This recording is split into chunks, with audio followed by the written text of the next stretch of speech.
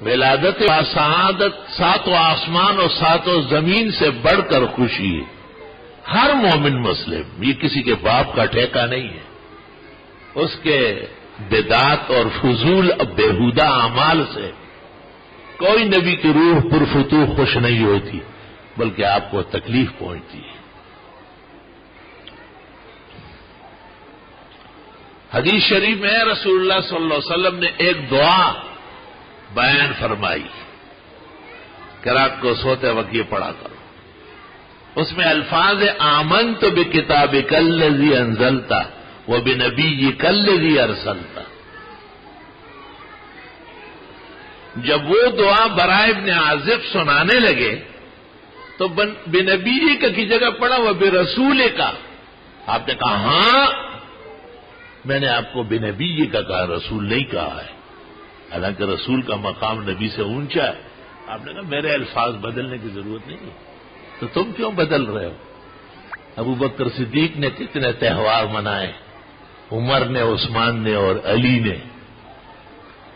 ان کے پاس جو بڑے سربراوردہ ہے اور بڑے علم کے دعوے دار ہیں وہ لوگوں کو دھوکے دیتے ہیں.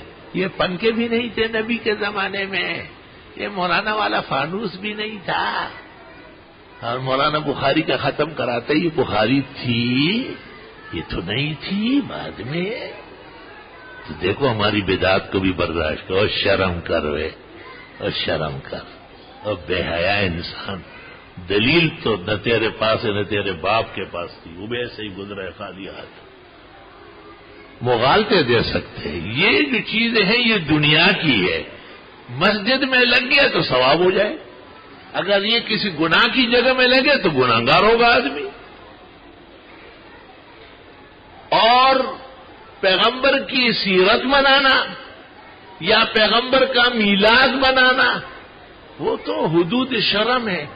بھئی حضرت کے ولادت کا دن ہے اور آپ نے قرآن خوانی کی، آپ نے ایک عالم دین کو دعوت دی کہ آئے تھوڑا سا بیان فرمائے، آپ نے فقراء مسکینوں کو کھانا کھلایا، یا 12 وفات جیسے آج 12 وفات ہے. اس میں کس کا کیا اختلاف ہے؟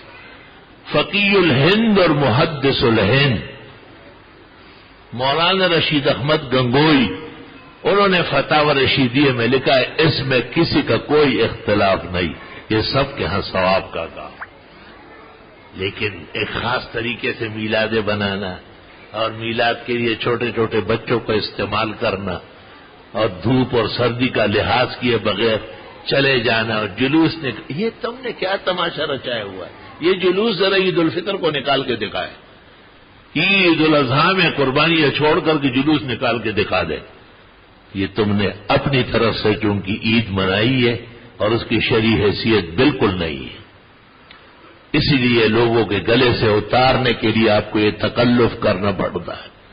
ہمیں تو آپ پر رحم آتا ہے کہ بننا ہے منانا نہیں ہے. بس فرق صرف اتنا ہو گیا کہ حضرت محمد مصطفیٰ احمد مجتبیٰ کی تشریف آوری، آپ کی تشریف آوری کا کیا کہنا ہے.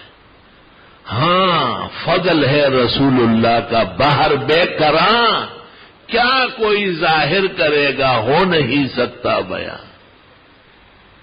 وہ بشر ہے، حد یہی ہے میرے علم و فہم کی، سب سے مخلوقات میں افضل عظیم القدر بھی. اس لیے علماء دین کہتے ہیں کہ توبہ کرنے میں، صلاح فلاح قبول کرنے میں دیر کرنا اپنے ساتھ احسان نہیں ہے بلکہ بہت بڑا نقصان ہے.